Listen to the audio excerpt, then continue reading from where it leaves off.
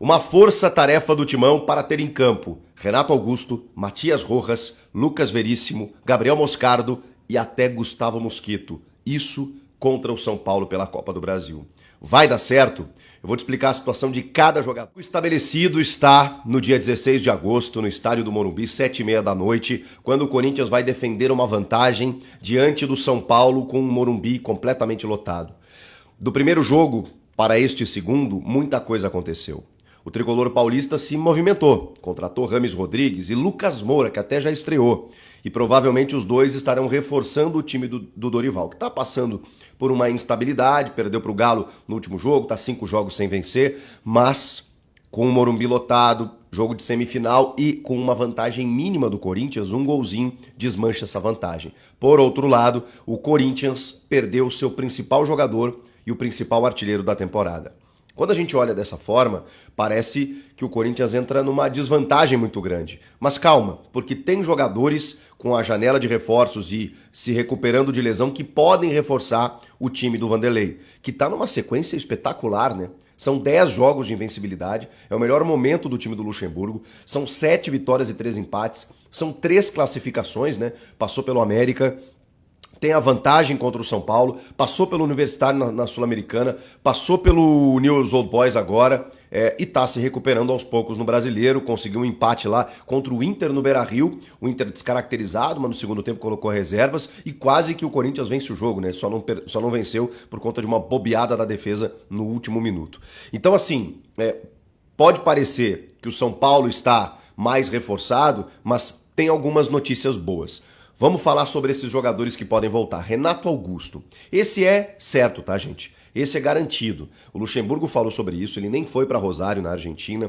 Ele foi preservado. Ele saiu aos 45 minutos do jogo contra o Inter, exatamente por conta disso. Ficou em São Paulo, nessa jornada que o Corinthians fez até a Argentina para chegar às quartas da Sul-Americana, para trabalhar especificamente a sua questão. Então, assim, o Renato Augusto pode ser, ou eu diria até que é uma tendência, que ganhe alguns minutos contra o Coritiba no fim de semana para ser aproveitado como titular na quarta-feira. Agora, eu também não vou ficar surpreso se o Renato não jogar contra o Coritiba e nem vou ficar preocupado, porque o Renato não precisa de ritmo de jogo. A gente sabe o que ele pode fazer, ele tem jogado regularmente, o que faz ele se ausentar é justamente algum desconforto, dor ou lesão. Então assim, se o Renato for preservado mais um jogo, ele vai estar pleno na quarta-feira para poder atuar. Mas eu ainda acredito que alguns minutos ele possa jogar nesse jogo de domingo contra o Coritiba.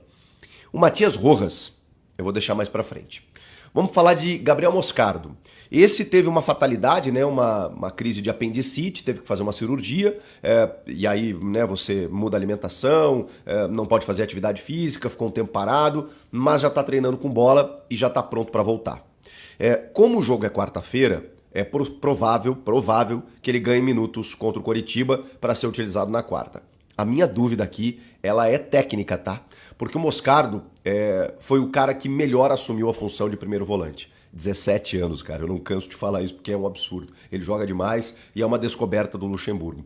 O Gabriel Moscardo, ele é titularíssimo do Corinthians. E quando ele deixou o time, era essa a função. Só que o Maicon tá jogando bem. Não sei vocês. Eu penso que o Maicon assumiu bem a função, numa fogueira, né? Porque o Lucha tentou um monte de gente ali, só o Moscardo deu certo, o Moscardo machucou, teve que se ausentar pela apendicite, e o Maicon deu conta. Como primeiro volante, boa saída de bola, circulação de jogo, acho que ele conseguiu se encontrar de novo, o Maicon. Então assim, não tem pressa, na minha avaliação, de você ter que botar o Moscardo se ele não tiver 100% de condições. 100%, ele é titular, beleza, combinamos isso. Agora, eu acho que dá para botar, deixar ele no banco, enfim, utilizá-lo no jogo, mas eu não teria tanta pressa se ele não tiver... Se ele tiver 95%, calma que o Maicon tá dando conta do recado. O Fausto Vera já não. Então, daqui a pouco dá para jogar os dois juntos, enfim. Bom, aí é com o Luxemburgo. Vamos falar de Lucas Veríssimo. Jogador contratado, recém-contratado, que tem uma dificuldade por conta do tempo de inatividade. Né? Ele não joga desde o dia 7 de março, né? Foi a última partida dele. Então, assim, depois da lesão grave que ele teve, ele voltou em outubro do ano passado, ele tem 8, 9 jogos apenas, nem todos como titular. Então, o grande problema é isso. O Lucas Veríssimo é titularíssimo também dessa defesa do Corinthians, que que também tem boas opções. Vejam só. Hoje o Gil, por mais contestado que seja, fez um jogaço na Argentina. E aí tem o Caetano, que tá jogando super bem, tem o Murilo, que nem foi utilizado lá, que esse é o craque da defesa do Corinthians, que vai ser negociado em algum momento, né? Tomara que não nessa janela. Tem o Bruno Mendes, que pode atuar por ali, então não existe uma pressa. É claro que o Lucas Veríssimo foi contratado para jogar. E é possível que ele ganhe alguns minutos no domingo para a gente ter uma ideia. Porque o que falta ao Lucas é justamente o ritmo de jogo, a sequência, que ele não está conseguindo ter. E por isso voltou ao Brasil, né? Voltou ao Corinthians justamente para jogar. Mas o grande lance é que tem decisões pela frente, né? Você coloca um cara sem ritmo na defesa, justamente num jogo decisivo, no Morumbi, lotado contra o São Paulo. Não sei. Então, por isso que eu acho que não dá para quebrar uma hierarquia, apesar do nome do Lucas Veríssimo, nesse momento. A defesa está estabelecida, mas é um cara importante que pode, obviamente, ser utilizado. O Gustavo Mosquito, esse é mais difícil porque está 8 meses sem jogar. Mas ele está voltando, está pronto também, vai sofrer com o ritmo de jogo e acho até que ele pode, se não aparecer domingo, na quarta-feira contra o São Paulo, mas não contem com o Mosquito para resolver jogo, para ser titular.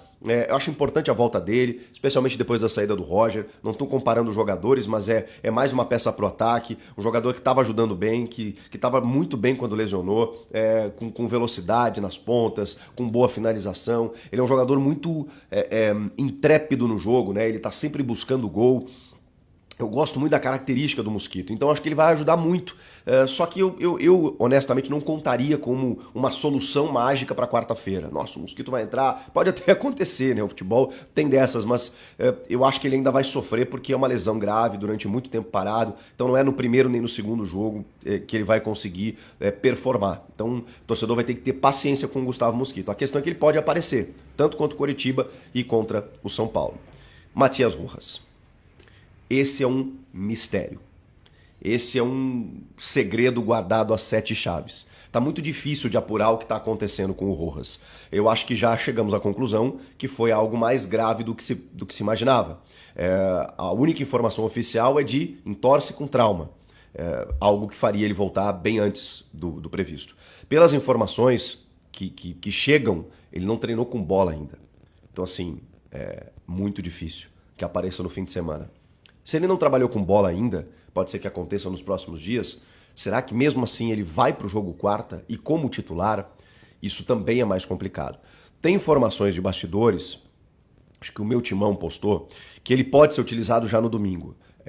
Seria fantástico. Mas aí eu acho que se essa informação se confirmar, o Corinthians meio que escondeu o jogo aí nos últimos tempos em relação aos trabalhos que ele vem realizando, porque a gente não está tendo muito acesso do que teve exatamente o Matias Rojas. E esse jogador seria fundamental, porque ele assume o protagonismo, né? Assumiu contra o América Mineiro e na ausência do Roger Guedes poderia fazer um segundo atacante ali colando no Yuri, distribuindo o jogo. O Corinthians não tem um meio armador, por mais que o Matheus Araújo tenha essa qualidade, o Juan Oliveira, não é a mesma coisa. O Rojas é um baita jogador e jogador decisivo, né? Jogador de jogo grande, jogador que você vê que contra o América ele quis muito jogar. Então assim, e aí depois lesionou contra o Bahia no seu segundo jogo. Tomara que o Corinthians possa contar com o Rojas tanto nesse domingo, ou pelo menos alguns minutos nesse domingo, para tê-lo na quarta-feira. Acho muito difícil como titular, independentemente de qualquer coisa, na quarta, mas estou torcendo para que pelo menos ele seja relacionado. Pelas informações, se ele não trabalhou com bola ainda, muito difícil, tá? Muito difícil disso acontecer. Mas vamos esperar, porque realmente é um mistério. E o Luxemburgo, eu não estou dizendo que isso vai acontecer, mas eu conheço o Luxemburgo há muito tempo e ele adora esse tipo de coisa. Porque essa mesma dúvida que nós estamos tendo, o Dorival também está tendo. O jogo, tudo que cerca a partida, também está tendo. Eu lembro uma vez no Grêmio em 2012, que o Luxemburgo rasgou o estatuto do torcedor e não divulgou a escalação com 45 minutos antes, na época, né? Hoje é 1 hora, 45 minutos antes para a imprensa e tudo mais. Ele simplesmente não revelou a escalação num clássico Grenal no estádio Beira-Rio. Eu estava lá na cabine de imprensa e daqui a pouco, quando os times entram no gramado, o Grêmio entrou com 12 jogadores.